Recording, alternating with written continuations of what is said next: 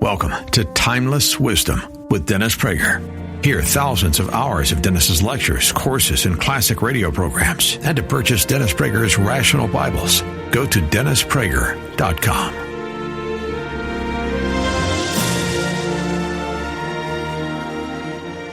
Dennis and Dennis Prager, precisely. And this next tape is different from all of the others I've sent you. This is a debate that I just had with Michael Lerner. Michael Lerner is a radical Jew and Jewish radical. I don't know which is the noun and which is the adjective. They're both accurate. Who spends a lot of his time writing op-ed pieces for mainstream newspapers against Israel. Having a person with the title rabbi write these articles is wonderful for our opinion pages. And we were invited to debate each other on a number of issues at a Reform temple in Orange County, Southern California. The reason that I agreed to the debate was because Michael Lerner does have a following with his magazine Tikkun, and because he was the guru for Hillary Clinton for some time. He was the rabbi whom she said was, in effect, his guru. And so I felt it was important to debate him. Rabbi David Woznicka is the moderator, whom you hear at the beginning. The sound is not as perfect as my other tapes in the beginning. Is certainly bad. It gets much better after Rabbi Woznicka who introduces. He is a wonderful rabbi with a national reputation. He served as moderator. And so here goes. There's a lot of passion, and you'll decide how you think the debate went, and you'll probably get your blood pressure rising. So here goes. Thanks. This is Dennis.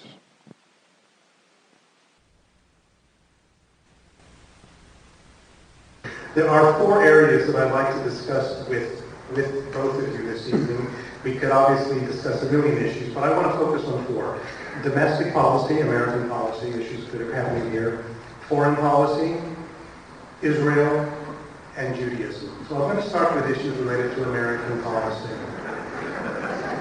We just had elections 2 nights ago, which apparently have significant implications for the rest of America.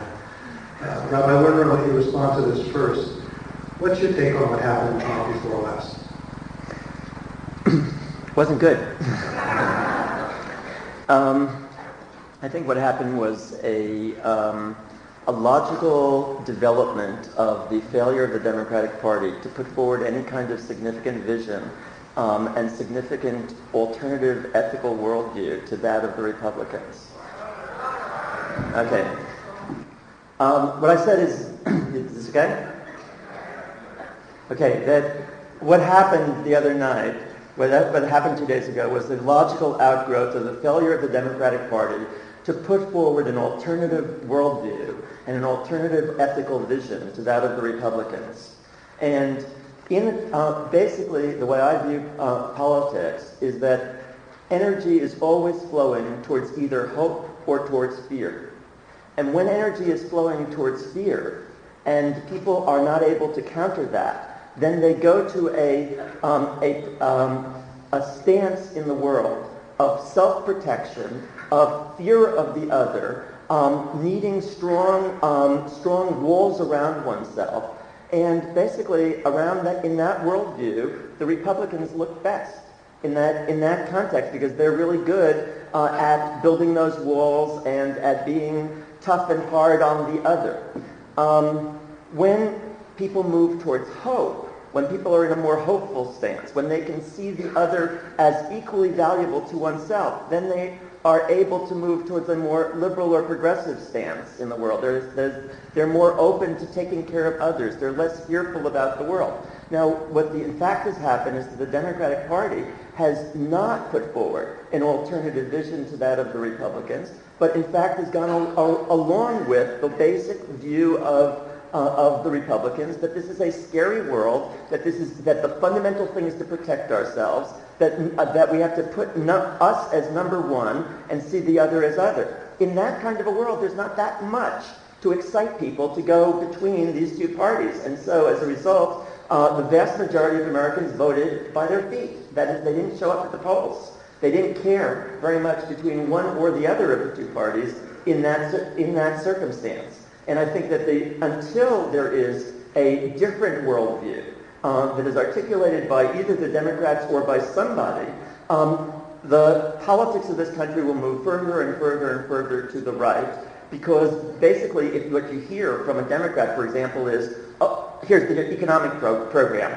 $1.5 trillion, let's give it back to the rich and the comfortable in this country, said the Republicans. Democrats, no, it should only be $1.1 trillion. Well, if that's the difference, it's not a difference that will speak to the heart and make anybody feel like, oh yeah, there's a significant difference here. So that's very different, for example, than a worldview that I'll talk about later that would say, no, if we have $1.5 trillion that we think we can give back to Americans because the government doesn't need it, let's use that to eliminate world hunger and homelessness.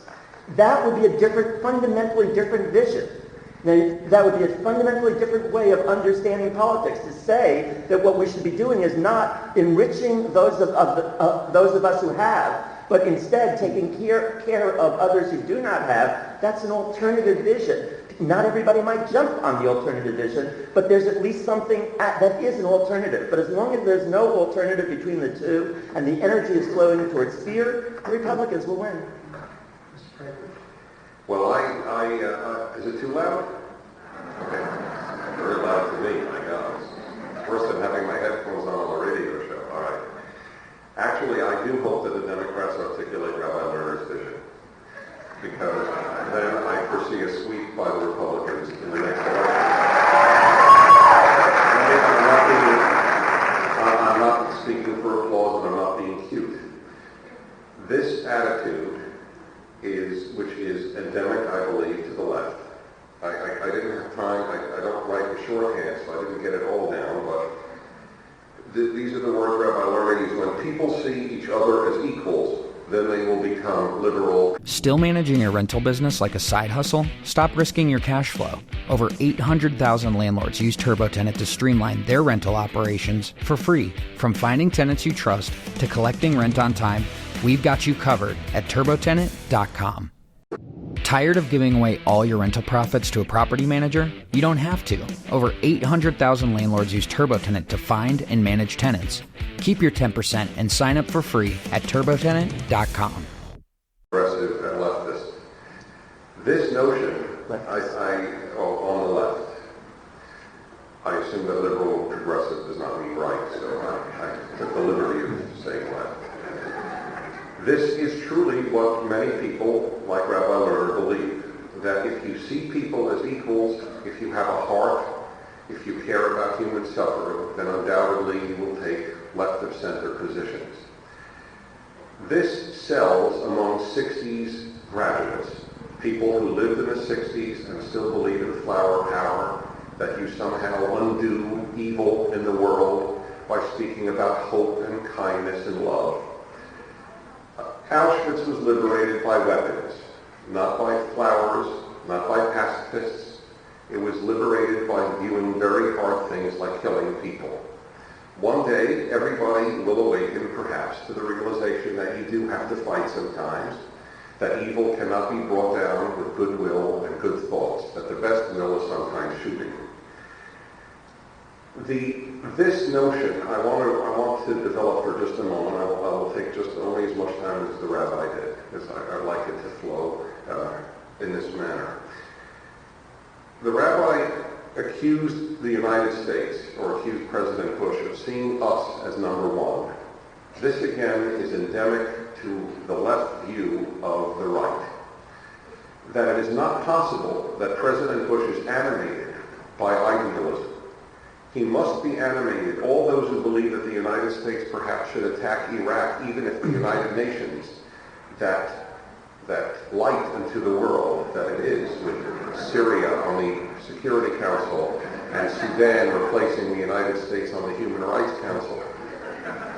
It is so painful to me that it actually reaches the point of the absurd to think that the United Nations has anything moral to say to the United States of America. It is backwards. The United Nations is indeed, as Alexander Solzhenitsyn put it many years ago, a bunch of governments, most of whom are run by thugs. In effect, what the left says is, we should attack Iraq if the thugs say it's okay. But if we, the United States of America, a rather decent place after all, when we took over Germany, we didn't start killing people, we made a democracy. When we took over Japan, we didn't put us number one, we put Japanese number one. We put Europeans number one with the Marshall Plan. The United States tends to put others as number one. That has been the record of this fundamentally decent place called the U.S. The left does not even acknowledge that it might be idealism. That what animates people who are to the right of center, like our president, may be just as much idealistic as them. I believe that Rabbi Lerner means well. He doesn't understand that the right might mean well. That's why we will win. Because in the final analysis, most Americans don't think that just because you're a Republican, you want to milk the poor. They don't believe that. You have to go to graduate school to believe that. You have to live in San Francisco to believe that. But if you leave Massachusetts or the Bay Area, most Americans don't buy that idea. Because this is a fundamentally decent country and we have a fundamentally decent president. Let me just.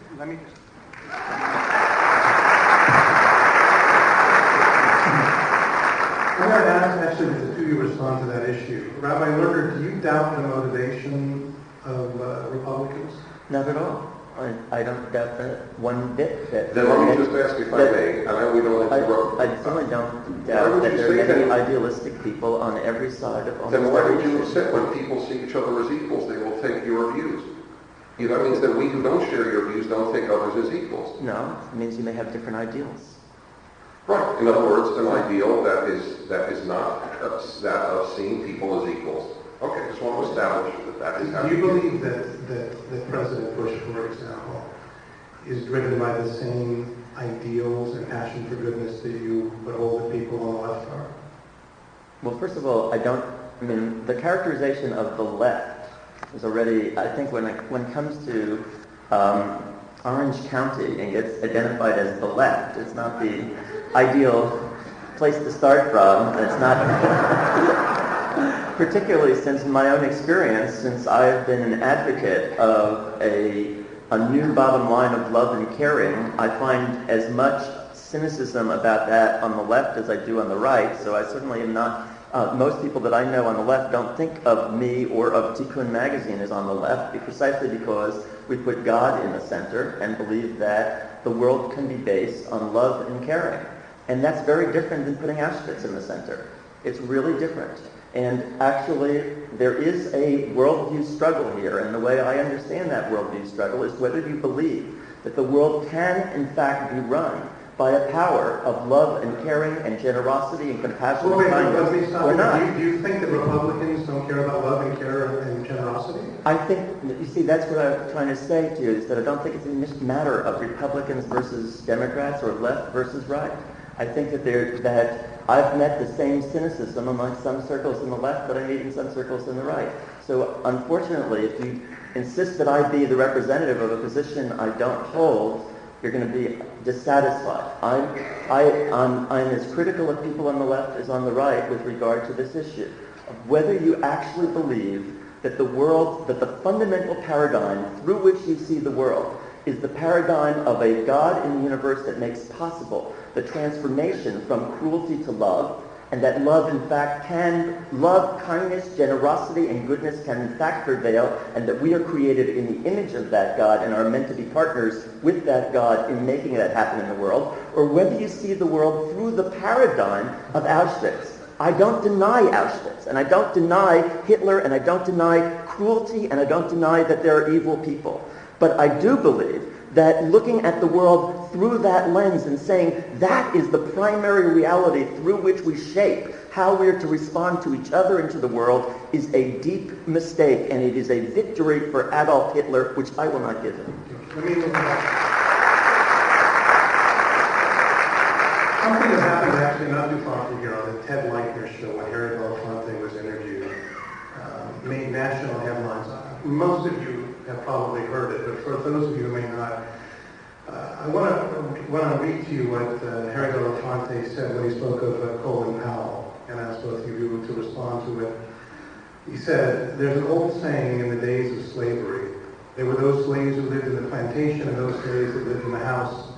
You got the privilege of living in the house if you served the master exactly the way the master intended him to be served. Colin Powell committed to come into the house of the master.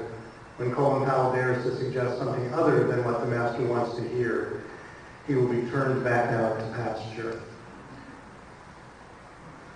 Dennis, do you want to respond to that?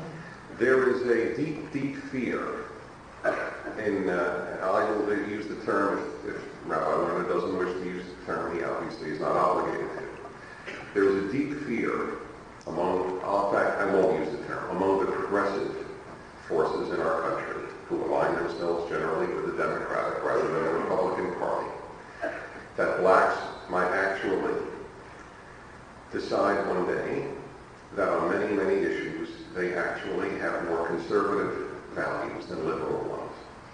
Because should that day come, it will mean the end of the Democratic Party's ability to win any national election. The Democratic Party depends on 90% black vote and huge black turnout.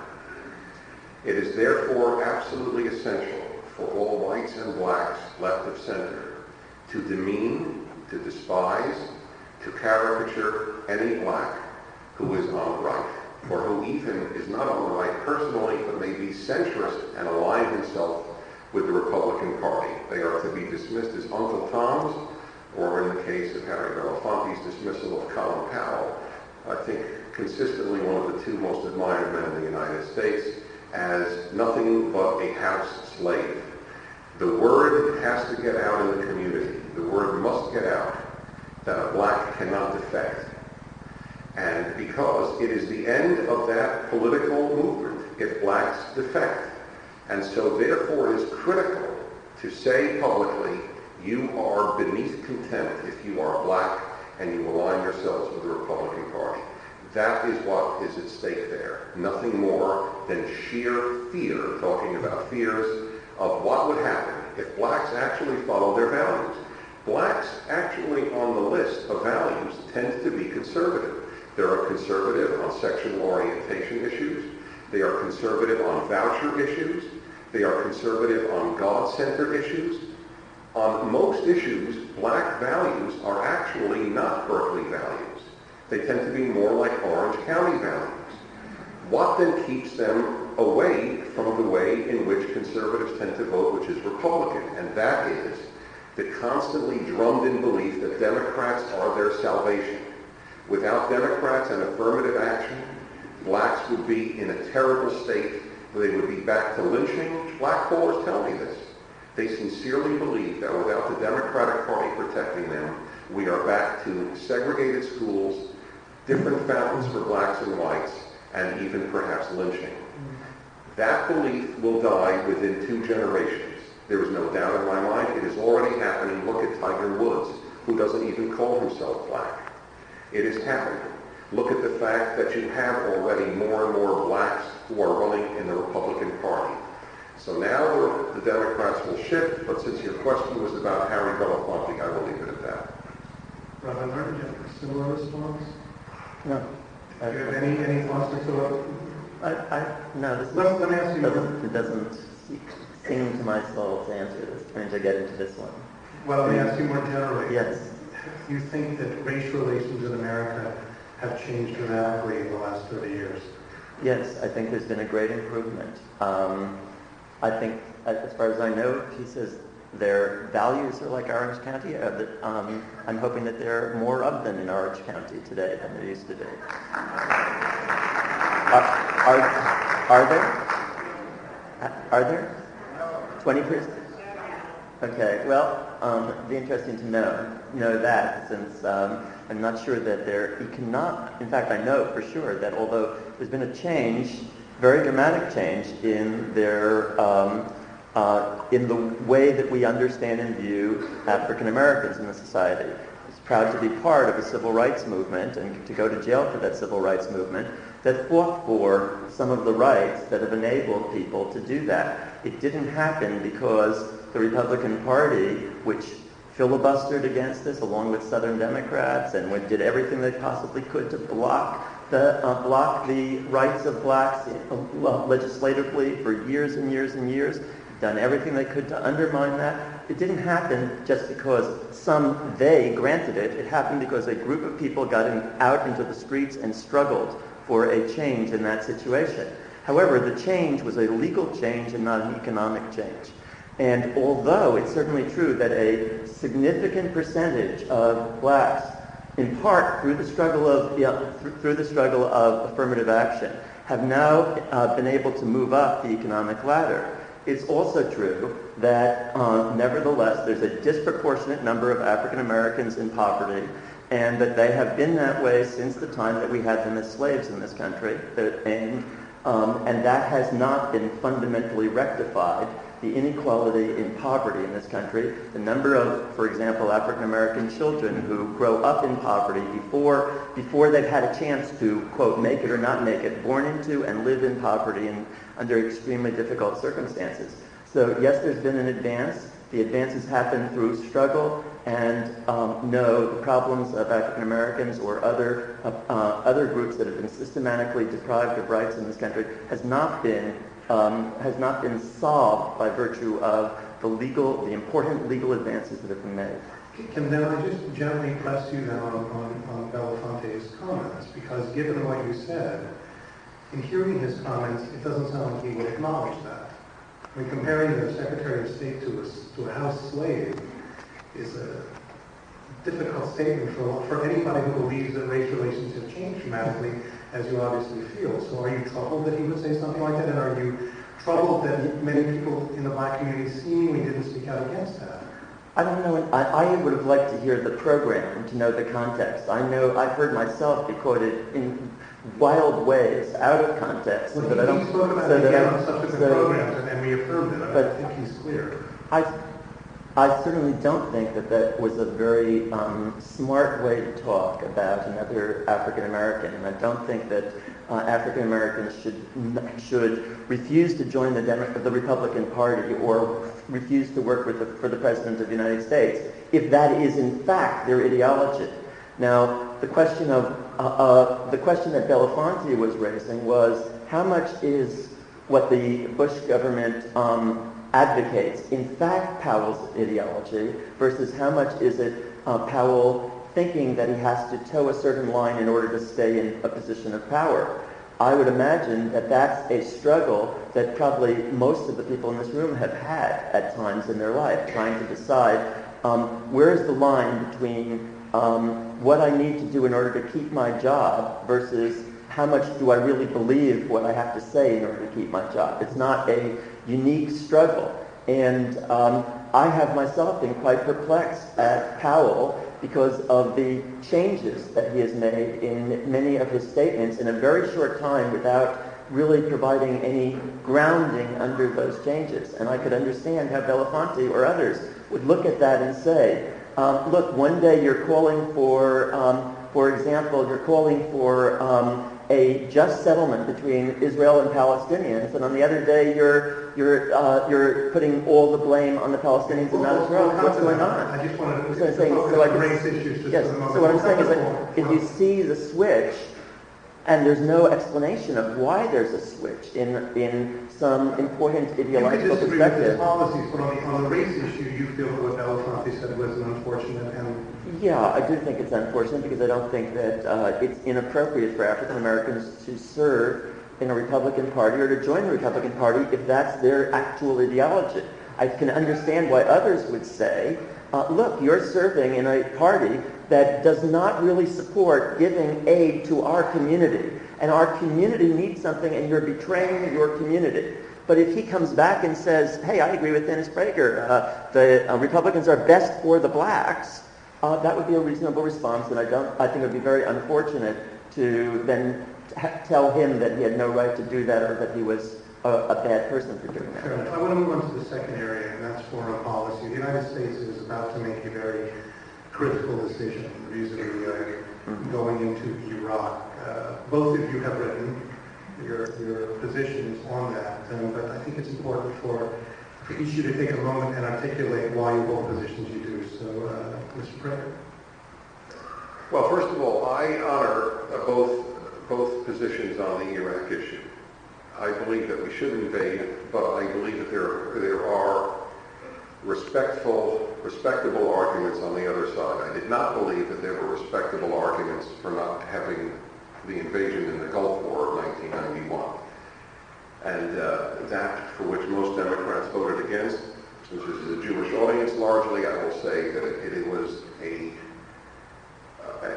perplexing and depressing moment for me as an American Jew that American Jews would not even question the party that the vast majority of them affiliate with, not to invade Iraq after Iraq had exterminated Kuwait from the map.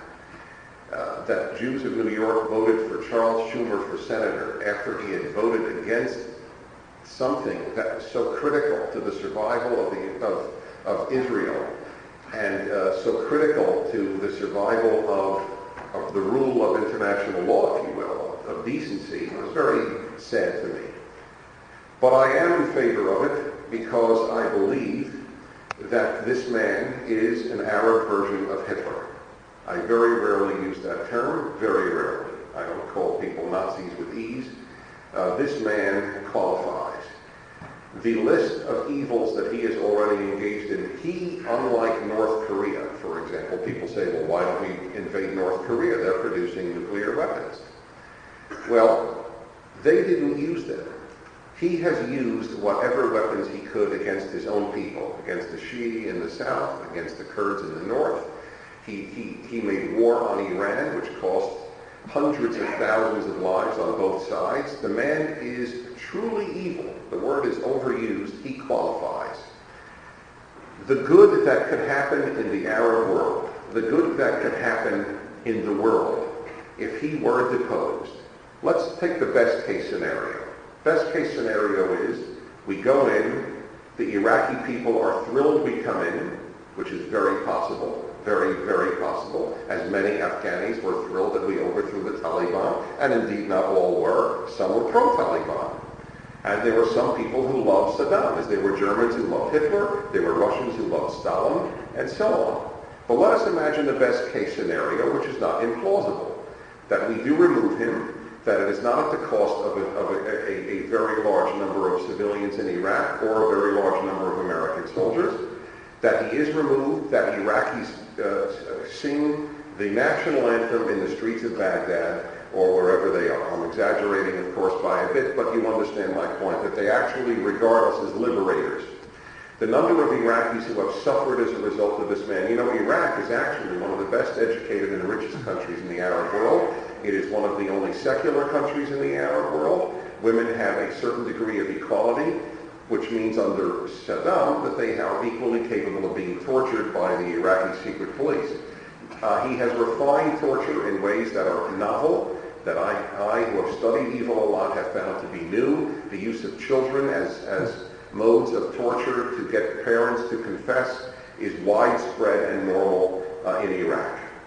On the moral ground, to speak as the rabbi does in terms of the Torah, which is the basis for both of us, I grant, of the values that we see. I take one sentence from the Torah to ask myself, is this moral?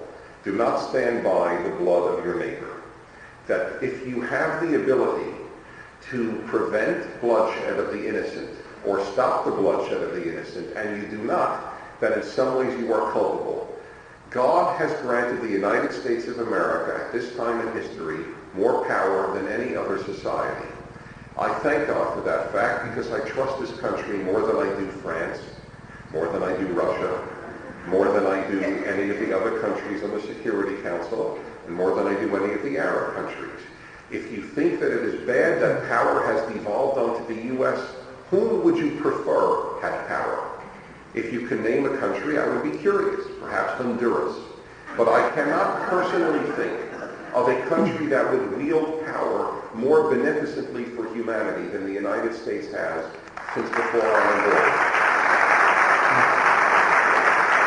let me also add that there is a libel, and it's a stupid libel because it's so obviously shown as not correct. We are doing it for oil.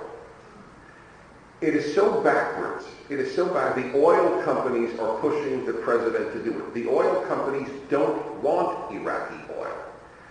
The oil companies make more money when we don't get oil from the Middle East because then they drill here. Prices are high enough for them to have drilling needs, and they make more money. Iraq is not what they are waiting for. Oh, if only Iraq provided oil. It's just not true.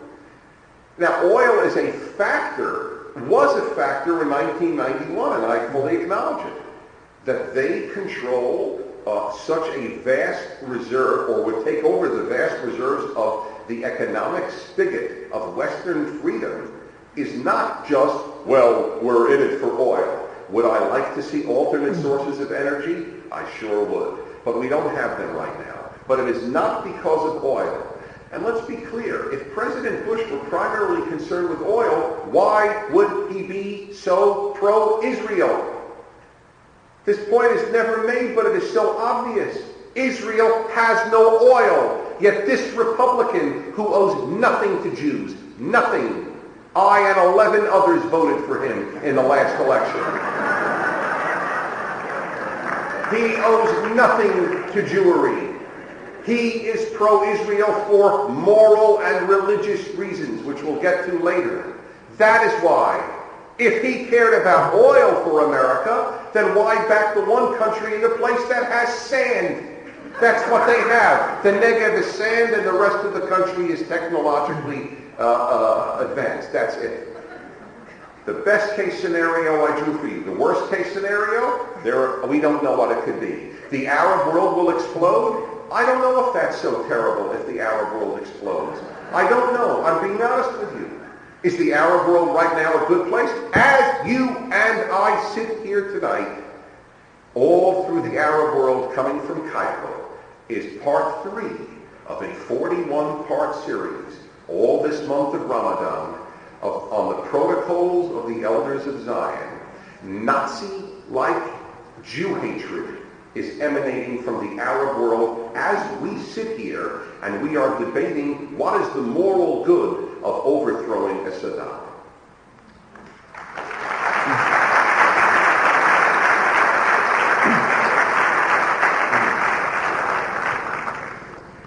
Well, yes, I definitely have a different worldview here. Let's start with this. Okay. Haven't said anything yet.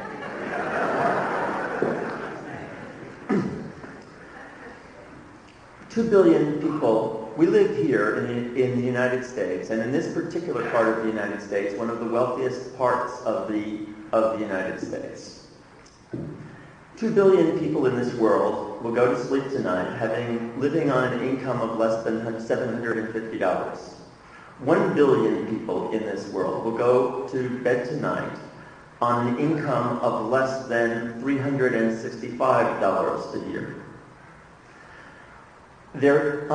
According to those who study world hunger, someplace between 10 and 15,000 children die every single day in the world by virtue of diseases that are related to malnutrition. The United States, with 5% of the world's population, consumes 25% of the world's wealth. Those people are sitting and clapping at themselves for how terrific their society is and what a great world we have for ourselves. From my worldview, from the way that I see it, this is a center of pigginess. It is a center of self-satisfied people who do not care about others, who are willing to close their eyes to the pain and cruelty that the world system which we are the center of benefits from. As a result of that, and as a result of the ethos of individualism and selfishness that has become endemic,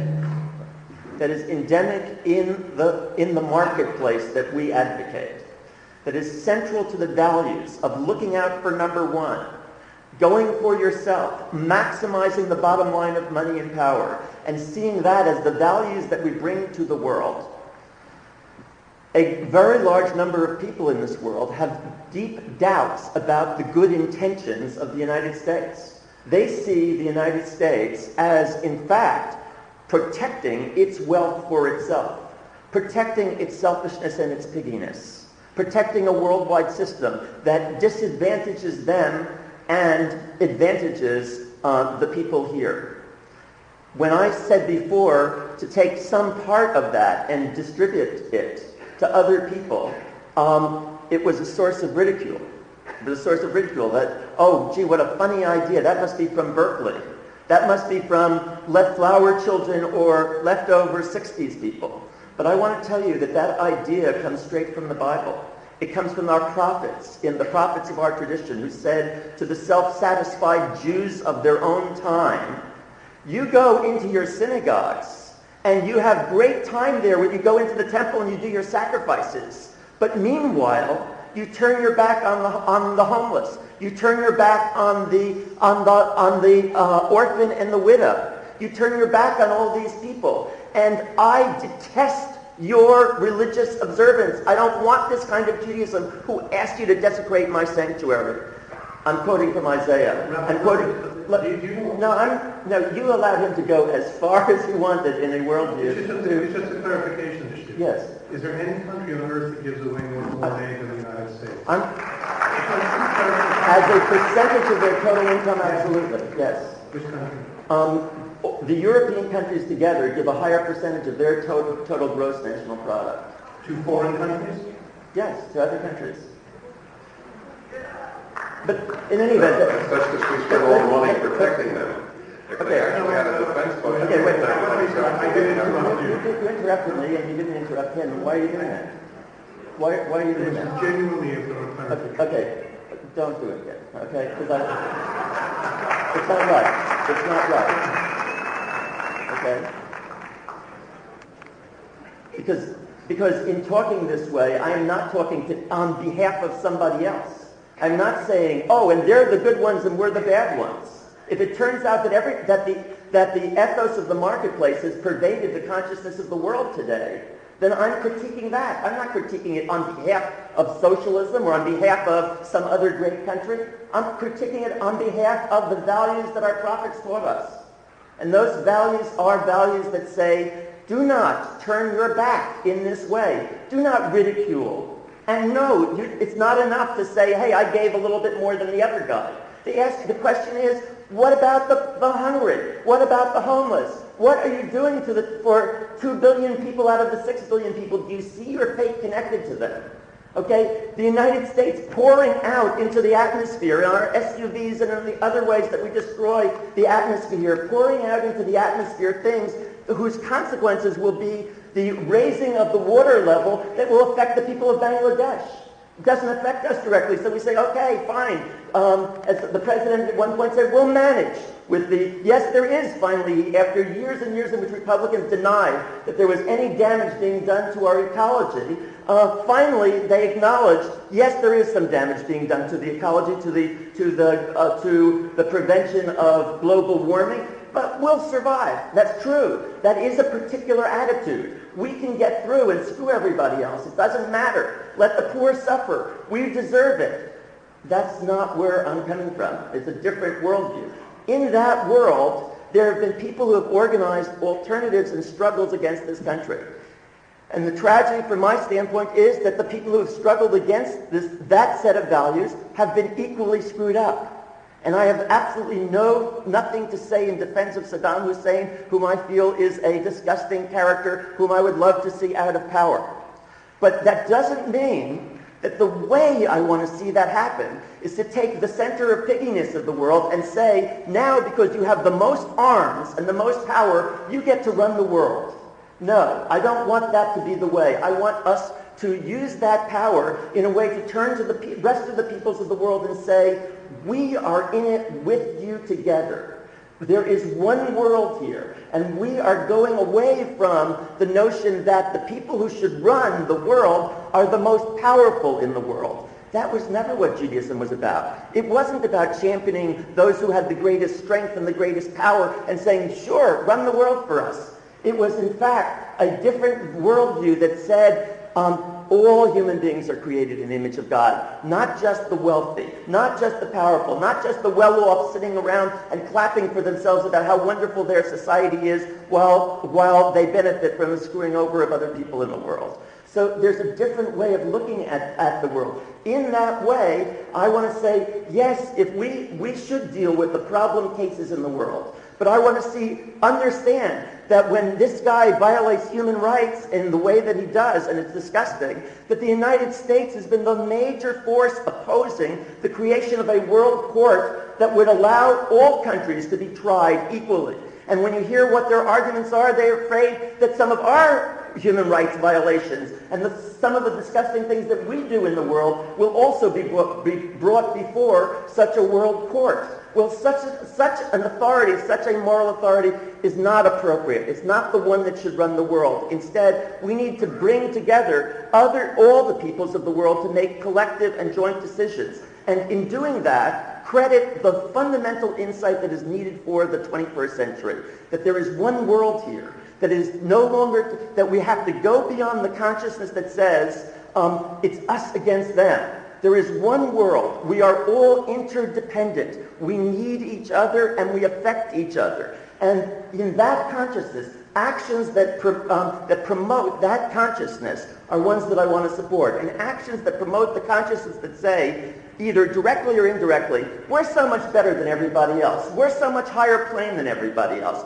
We're really the great guys and the other people are the screwed up people. That consciousness is actually simply a clever way of defending our own selfishness, maintaining our own power, maintaining our own wealth, and screwing the rest of the world. I don't want to go with that. I want to go with a different vision of what is possible. And so, yes, I want to overthrow Saddam. I want Saddam out of there. But no, I don't want the United States to unilaterally take action or to force the world to take action under the United States' terms without a serious discussion of the peoples of the world and establishment of criteria that could be used, for example, in the same way against every other state in the world, including the United States, which, by the way, recently was involved in a war in Vietnam and killed 3 million people in Vietnam. Oh, we don't want to talk about that. That's the whole ancient history. Well, yes, there was the United States also would be subject and should be subject to the same kind of world of law that we want to see established for Saddam Hussein. So I'm not defending Saddam Hussein, but I'm not for George Bush's war.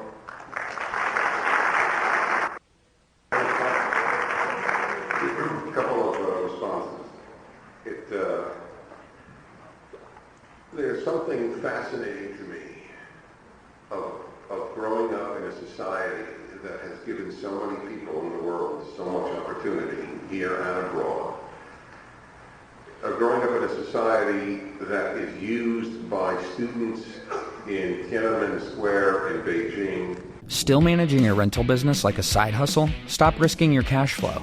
Over 800,000 landlords use TurboTenant to streamline their rental operations for free. From finding tenants you trust to collecting rent on time, we've got you covered at turbotenant.com. Still managing your rental business like a side hustle? Stop risking your cash flow.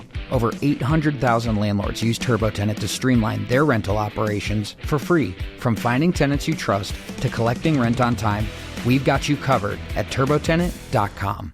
Our symbol, not Buckingham Palace, not the United Nations building, not the Eiffel Tower, but our Statue of Liberty is what they marched with in Beijing. It is our consulates that people line up to come to, including from the countries that most hate us. Arabs line up in vast numbers to come here. We teach them how to fly one-way planes. There is no country that accepts people from every country with the same open arms that our country does. Turks living in Germany for 3 generations are still considered Turks, not Germans. People in this country are considered Americans within 3 minutes of arriving here, even if it's done illegally. I began by saying I find it incredible to live in such a society and call it the center of pigginess in the world. It is it's so morally bankrupt, this idea. It may be sincerely held, but the number of sick ideas that are sincerely held is very large. Center of pigginess.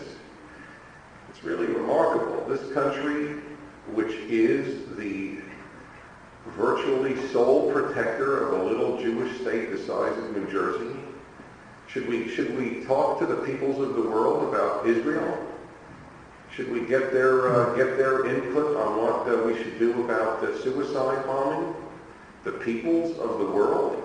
And where are we going to convene that meeting exactly? In which country? Do I think Americans have better values? Of course I do. It has nothing to do with power. It has to do with the fact that I do believe that this country has better values. I do not believe the UN has better values, and I'll give you one simple example.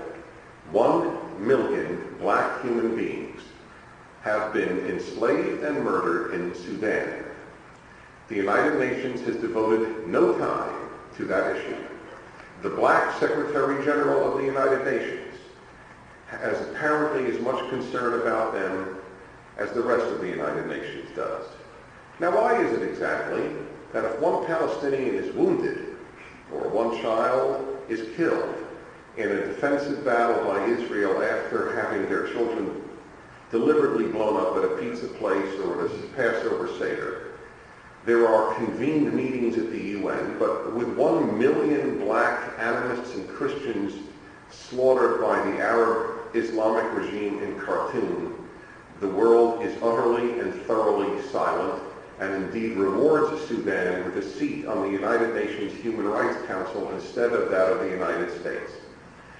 And I am, according to Rabbi Lerner, supposed to respect these people and their values because that's the world community.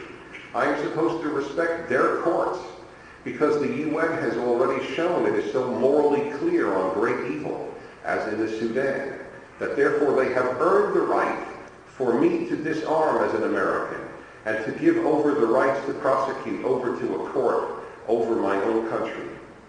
They have earned my contempt. They are not my model. We do have different visions of the world.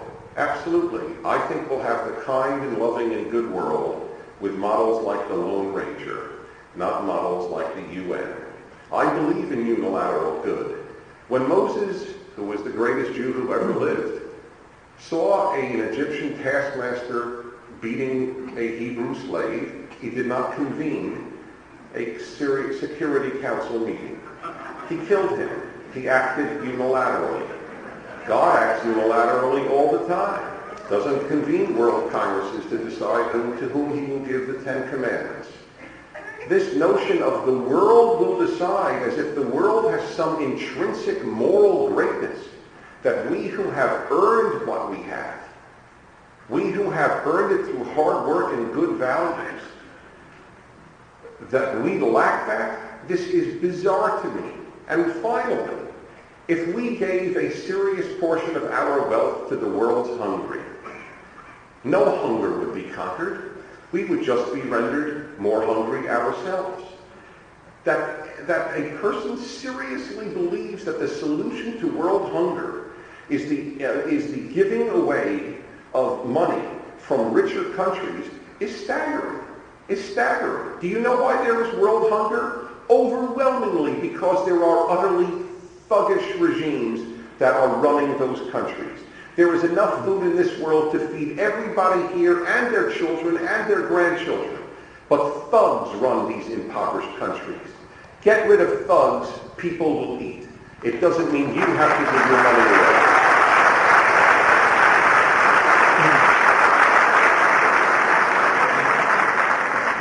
If you'd like to respond to this, Rabbi Lerner? Well, it is a difficult situation, okay, that I'm in, right? Here I am in the center of what is well known as sort of like a caricature in the world. And, any place in the country people say, Orange County, yes, it's the caricature of a group of the part of the world that cares mostly in that thinks thinks in those terms. So it's very hard. Let him respond. He is answering the question in his way. Right. It's very hard to to try to say to people in this context, it would make a difference if we shared what we had. That generosity is different than holding on to what you have. That we have more than we need, and we could share it with others. That doesn't mean that the strategy for how to share it is simply give money to individual people. That's not what I said. I said, let's use that money to eliminate world hunger. And there is a way to do that, and it is not by giving that money back disproportionately to the wealthiest people in the society. That's not how we're going to deal with world hunger. And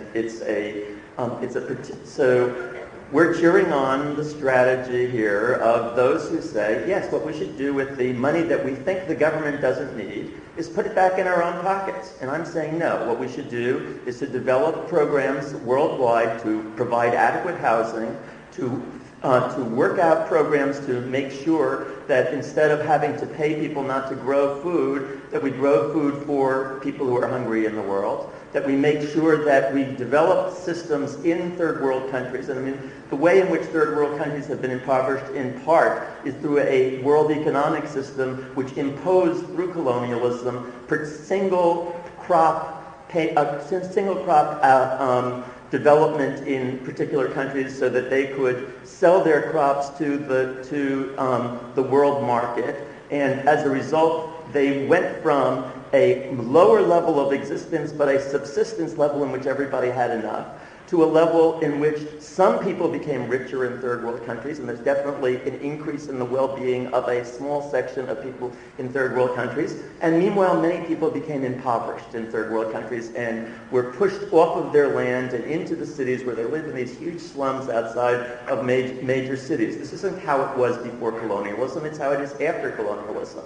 It's the post-colonial reality of the world that we imposed, not just the United States, but Britain and France and all the other Western colonial powers, created a world economy and then set up conditions of world trade and a world trade organization that would benefit some of the people in third world countries, namely those who were at the top of the economic heap, and would screw many of the poor people in third world countries.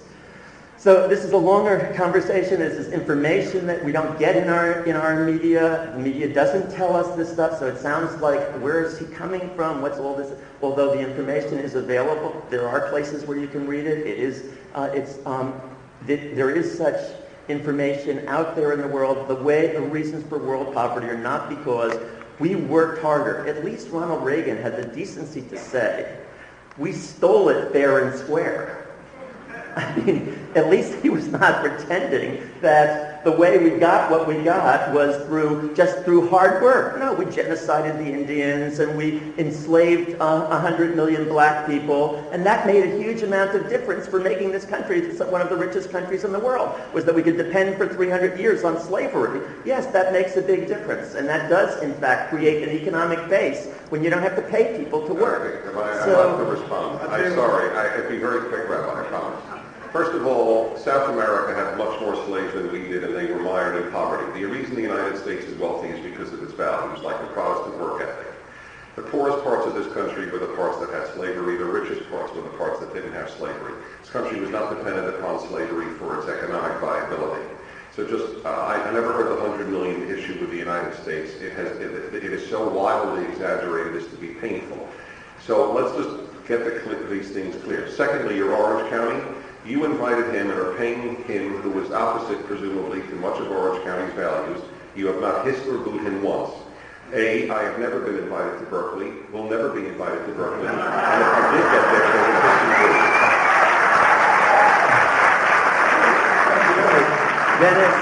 Dennis, you are hereby invited to Berkeley. Okay, you can come to my shul. You're invited to come speak at my shul. We are going on the road, folks. So, I want to shift this over since the time is pushing me a little bit. I want to talk about two other issues with you. I do want to talk about Israel with you by introducing the question, and I'll ask you both if I can do so gently to make your answers brief. Not that they aren't thoughtful, seriously, just to allow us to get through a couple of other important questions. Were you surprised at the rejection of Barak's offer 2 years ago? Who are you asking? I'm sorry. Either. Rabbi Lerner, you want to go first, and then At the time I was, because I didn't know what the Barak's offer was. There was never a written version of Barak's offer, and still one of the issues in current dispute is what was Barak's offer.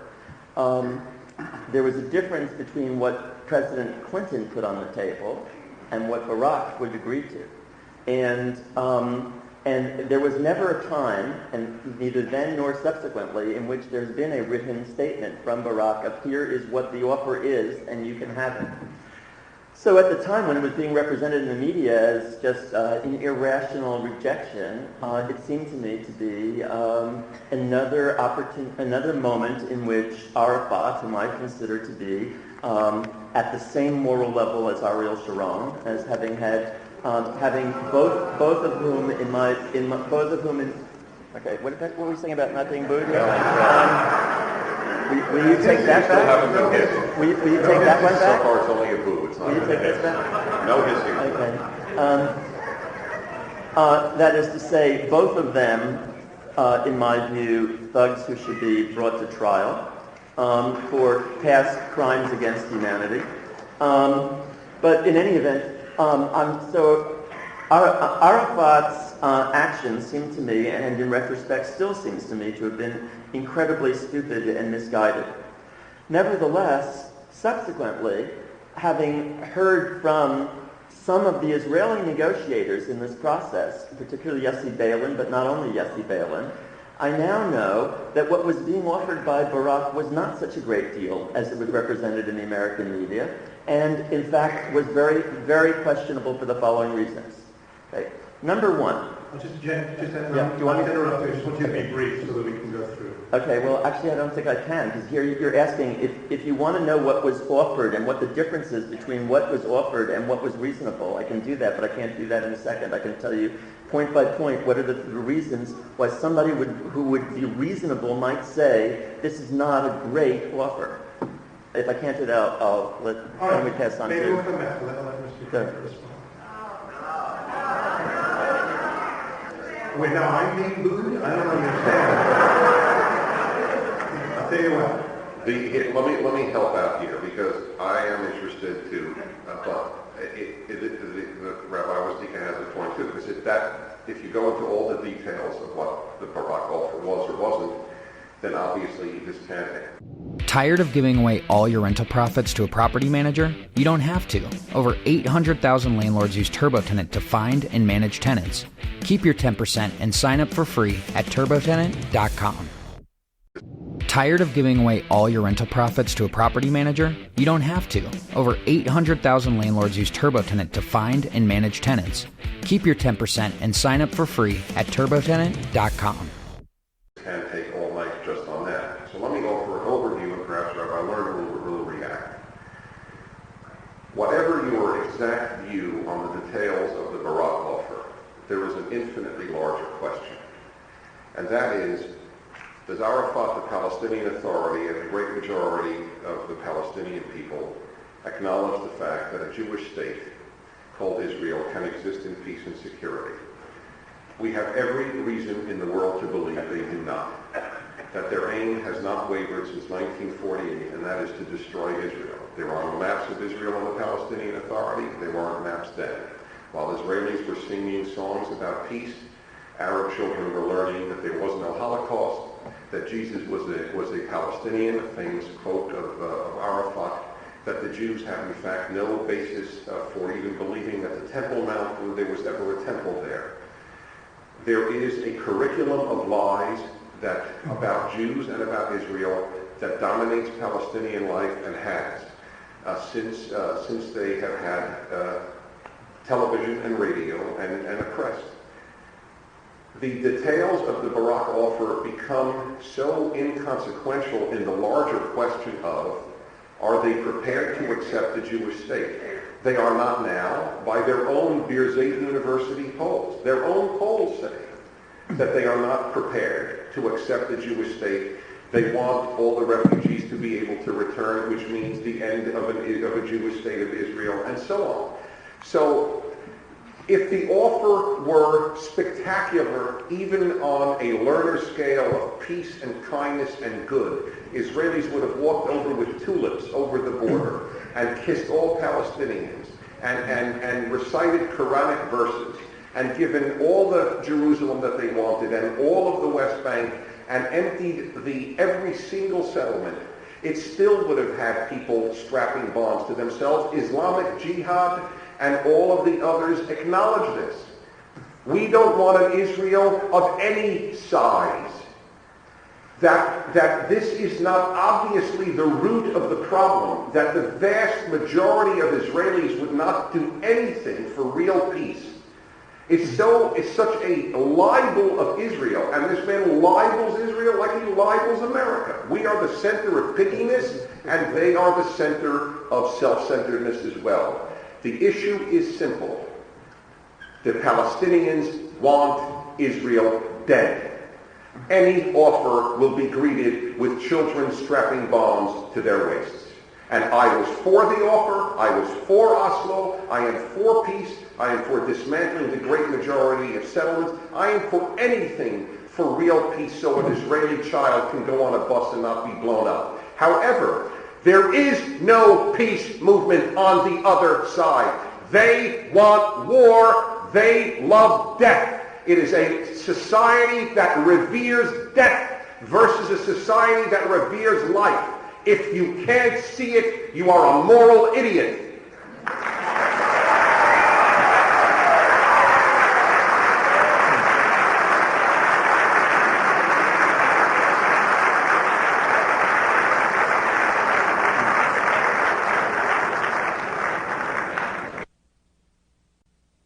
Pre-1948 Palestine, that is the West Bank and Gaza, that 22% you're going to have back. We expect you, on the other hand, to change your charter, the PLO charter, and we expect you to do what you can to enforce peace against us and to stop violence against us. In 1995, it was not a Palestinian, but an Israeli right-wing religious fanatic that murdered Yitzhak Rabin. It was not the notion that they are the evil ones and they've got their fanatics. Us, we just want to rush across the border and quote Quran to them, you see, because we so much want peace. Simply is living in a dream world. There is a significant section of people in Israel who believe that this land was given to us, all of it, by God, and that God ordained us to stay there forever, and made it clear that they would rebel against, in fact, fight against the Israeli army if they had to, in order to maintain that land. Now, those people, disproportionately represented by the settlers, though not all the settlers hold this view, but disproportionately represented in the settlers, had a viewpoint which called for out-and-out rebellion against Yitzhak Rabin, and which led some people into armed struggle and the murder of the Prime Minister of Israel by religious fanatics of the Jewish, not the fundamentalist Muslim type.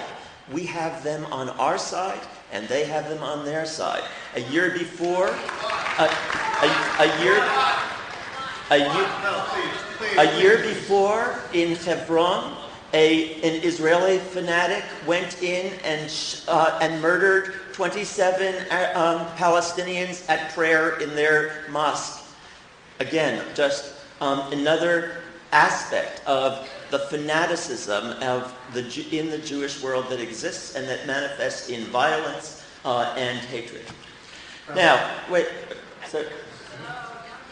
So, okay. Now, what then proceeded to happen was that that the Islamic Jihad and Hamas, a group of people, by the way, that were Hamas funded by Israel in the late 1980s in order to provide a counter voice to the PLO. The Hamas forces are in fact committed to destroying Israel. They won't settle, and it won't matter what terms are given. There is a group of people in that community who will never settle for anything, just as there are a group of people in our community who will never accept giving back the West Bank and Gaza. Will never accept that and believe that it is a violation of God's will. We have them and they have them. Now, that group engaged in acts of violence against the Israelis. And the Palestinians did not take the measures that, in my view, they should have taken to prevent those acts and to repress adequately the Hamas or put them in jail. So that is one part of what happened. Another part of what happened is that Israel never did withdraw from the West Bank and Gaza in accord with the Oslo Accord, and that instead, when people entered the settlement, when they entered the negotiations in 2000, when the Palestinians were called to those negotiations, instead of what they had been led to believe in Oslo, namely that there would be a gradual decrease in Jewish population in the West Bank, leading to the creation of a Palestinian state. The number of settlers was 120,000 in 1993. When Arafat went to Camp David, the number of settlers, far from decreasing, had increased to 200,000. Okay? On the ground, the actual reality of people's lives was not that Israel was moving towards some kind of accommodation, but that Israel was consolidating its hold on the West Bank.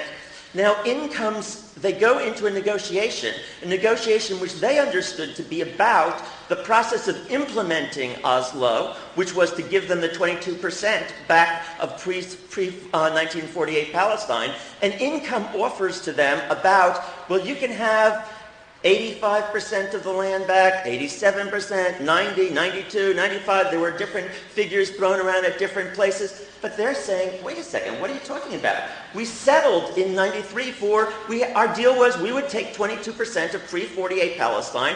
That would be where the Palestinian state would be. And now you're suddenly telling us what percentage of what you had promised us previously you were giving to us. So that's one level. Secondly, the part that you want to hold on to, you're giving us back, but you want these corridors through our land in which we have to go through these humiliating searches.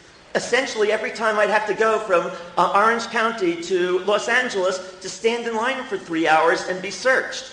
No, that's not a great deal if that's what you're offering. Number 3, we want to be able to go to our mosque unimpeded by Israeli troops that tell us that we are a security threat to going to our mosque. Well, that's how it had been up till 2000 and remains today. People in the West Bank cannot go to the mosque on the Temple Mount. So they said, we don't want just a capital in Jerusalem. We want to have territory contiguous with the Temple Mount so that we don't have to go through checkpoints in order to go to worship in the mosque. And number 4, you, Barak, are asking us to sign an agreement saying this is the final settlement between us. But how can any Palestinians sign an agreement that this is the final settlement when there are 3 million Palestinian refugees and there's nothing in this agreement that has anything to do with what's going to happen for our 3 million brothers and sisters? Are you telling us that we can't have anything for them? There is no plan here for reparations. There's no plan to deal with their suffering. What is this? What are you offering? If you're offering that, if you're telling us that we have to turn our back on the Palestinian refugees and have no solution to their problems, no Palestinian leader will ever be able to sign such an agreement. So that is the reason why the agreement did not look like such a terrific deal to Arafat or to Palestinians later. It didn't look like this was the most wonderful thing being offered. In my view, it was a terrible mistake for Arafat to reject it, to not go. But it was not the case that he then said, okay, I'm done with this. Let's start an intifada. No, they started negotiations, and those negotiations continued. What happened was that the 1 week didn't work, but they were continuing to negotiate at Taba until a week before the election, and they were prepared to continue those negotiations. And according to those who negotiated for Israel at Taba, they were very, very close to an agreement. And that's why they called upon the new Sharon government to continue negotiations at the exact same point where the negotiations had been left off the week before. But Sharon said absolutely not. No negotiations with the Palestinians. We're finished with negotiations. I'm going to try to turn to an area that there may be some agreement on. Both of you are obviously deeply committed Jews. And if there's one thing that I know that in any Jewish audience, there's a one generic concern that we all have, and that's that the next generation find a sense of deep commitment to Judaism. What if you were speaking, there are obviously hundreds of parents in this room who want to ensure that their children grow up with a deeper sense of Jewish commitment. What would you suggest to them are the most important things that they can do to ensure their Jewishness and their children does? Well, I have a feeling that we're going to agree on this, which is very disturbing to me. Because our worldviews and values are so different that it is just a little disconcerting, but nevertheless, here goes. Very briefly, Jews won't stay Jewish without God and Judaism. There are not going to be secular ethnic Jews to speak of in a generation. I'm 54. I've been talking to Jewish groups since I'm 21, so 33 years. This is what I said 33 years ago. It's true today. It will be truer 33 years from now. We are, sadly, a fairly godless people.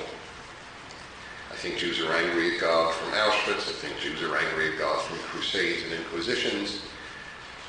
I think that Jews are overeducated, and the more educated you are, the less likely you are to believe in God. It's just a sociological fact. Whatever the reasons, and there are a lot of reasons. I just gave a talk just on that subject, why so many Jews don't believe in God or are very alienated from God. But without God and Judaism, there is no chance for survival. In fact, there's no reason for survival. I would not raise my children as Jews, knowing that the world is not filled with Jew lovers. I would hardly raise my children as Jews just because of some ethnic solidarity. I would assimilate. This is a great country, and to be an American and not be a Jew is a very fulfilling way to live. I love this country. I believe it's blessed by God. And Jews do almost everything that they can to raise their children in a way that will not ensure that they take God and Judaism seriously. Take a simple example.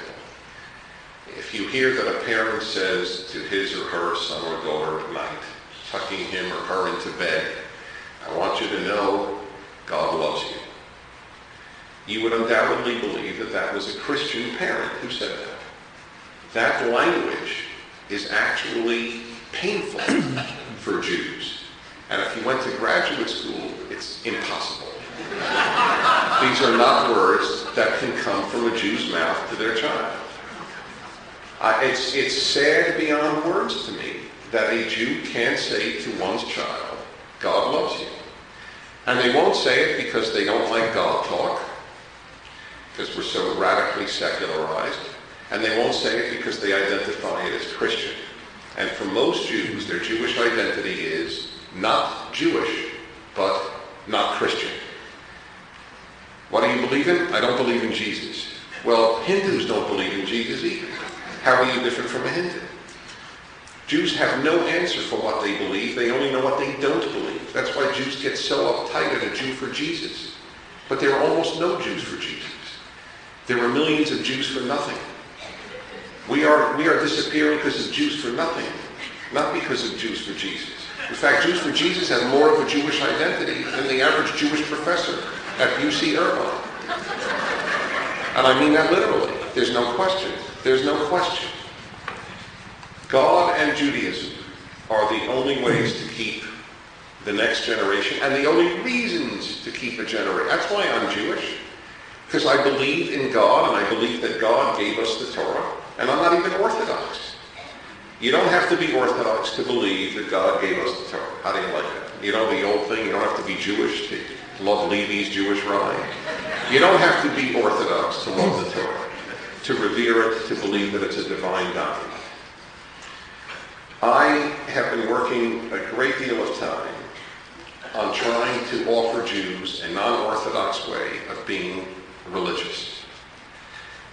It's beyond the parameters of this talk, not because I have anything against Orthodoxy, but because I know that most Jews just aren't going to be Orthodox. So they need a way, and I'll tell you my classic example, of keeping Shabbos in their car. It always gets a laugh. There are two types of Jews who find that statement funny. Orthodox and non-Orthodox. The Orthodox find it funny because to them spark plugs are the be-all and end-all of who is serious about Shabbos. The non-Orthodox find it silly because how can you keep Shabbos in the car? Because they've accepted the Orthodox definition of religiosity. Well, I drive to shul, and I don't put on the radio. And I want to tell you, I have spent my life alternating between living Orthodox and non-Orthodox. I lived Orthodox till I was 18. Then I didn't. Then I tried again when I married. And I tried again when I remarried. So I have given Orthodoxy and not driving a real chance. And let me tell you that I find singing Jewish songs with my kids in my car going to shul at least as Shabbosdik as walking in blazing heat with them, or the ferocious cold that I walked in last weekend when I went to shul in Albany and wheeled my mother in a wheelchair because she won't drive to shul where it was freezing in Albany, New York. I don't find that spiritually touching, but that's okay. I know that there are Jews who do. I am saying, though, that just not having TV or radio for 24 hours will change your life from Friday night to Saturday night. I know it, I live it. Jews have to start taking Judaism seriously. Most Jews have substituted liberalism for Judaism as their value system. There is much beauty in liberalism, but it is not a religion. It's just a political and social way of looking at life. Judaism is a religion. And when Jews embrace that, we will have more Jews in the next generation.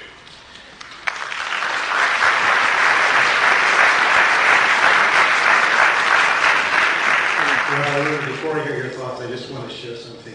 My wife and I do say to our children, after we say the Shema, the first thing we tell them is that God loves you, and then Mommy and Daddy love you. And finally, when my son was about 5 years old, he turned to me and said, Daddy, you're a rabbi, right? I said, yes. He said, I know who Mommy is, I know who you are, who's God? And I said, Joshua, I have a very thoughtful answer for that. Ask your mother.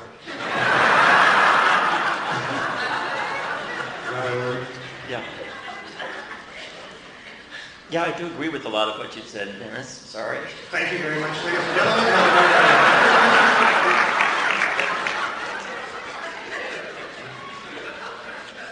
Keep on doing that, don't you?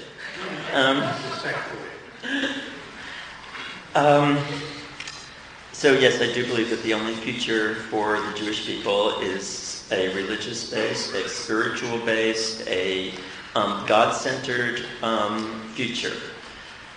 But I somewhat disagree with who God is, or how to understand who God is.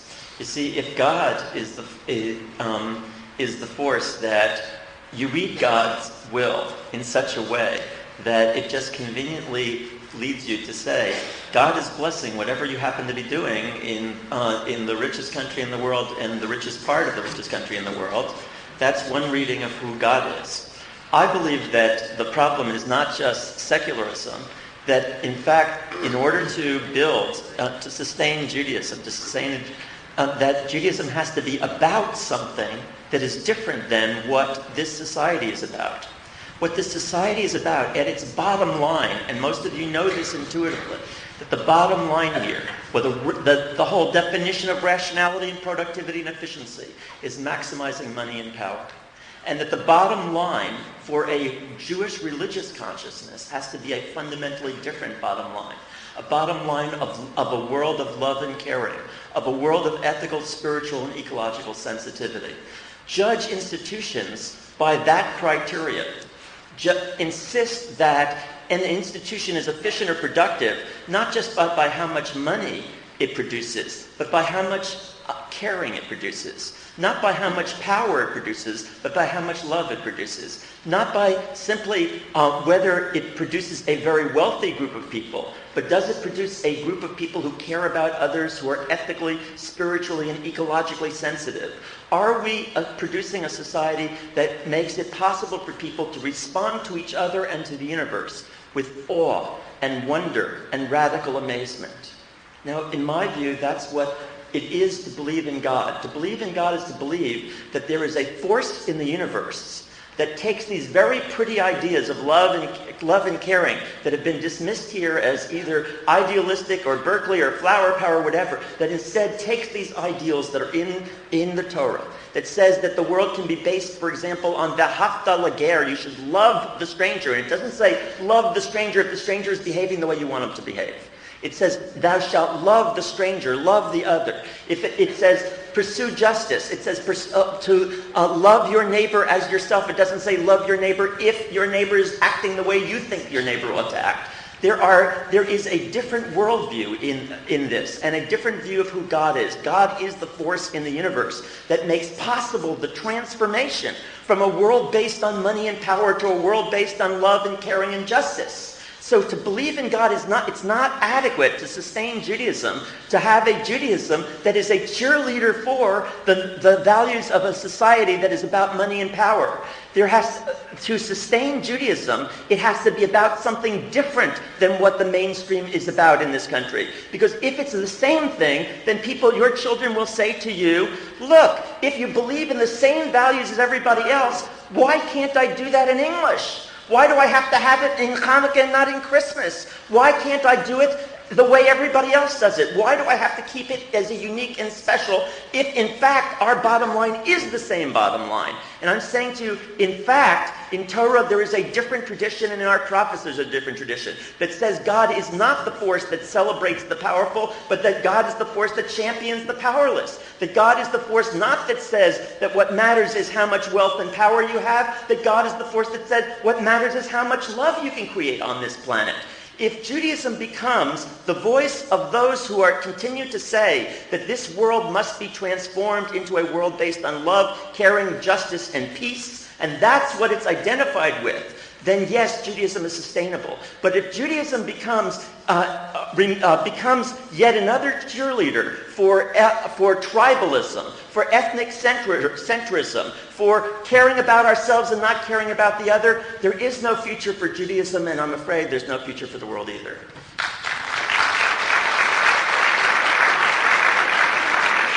There are so many other questions, and I had an issue to raise why America has been, as you both have written about, a very special place for the Jews, the whole issue of conservative Christians. Let's just do that one before we... No. I love that.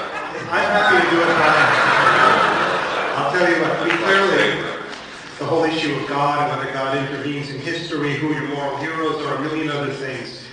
In truth, it would be great to have yet another opportunity to do this together, but I have gone way over what the organizer of this event asked me to do, including my final question, which would have been, how can two people who look to the same source of values come up with such genuinely different conclusions about how to view life?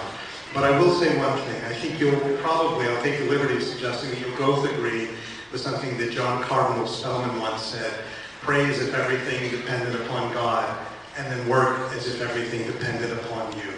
I'll tell you one thing, we have been very, very fortunate. These are two articulate and passionate presenters of their positions that have made for a very special evening. Please join me in welcoming them.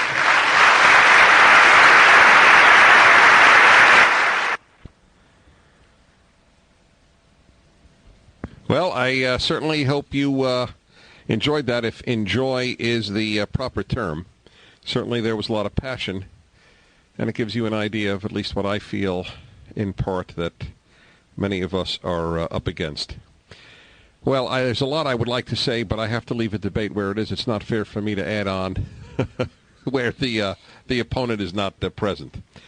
Anyway, I certainly appreciate your subscribing to my tapes. I hope you'll consider getting gift subscriptions for friends with holidays coming up and birthdays and all of that stuff. Of course, as always, please feel free to email me through my website, DennisPrager.com, and write in tape subscriber in the line, and I respond to you as soon as I see it. So until next tape, stay well, and thanks again. Bye-bye. This has been Timeless Wisdom with Dennis Prager. Visit DennisPrager.com for thousands of hours of Dennis's lectures, courses, and classic radio programs, and to purchase Dennis Prager's Rational Bibles.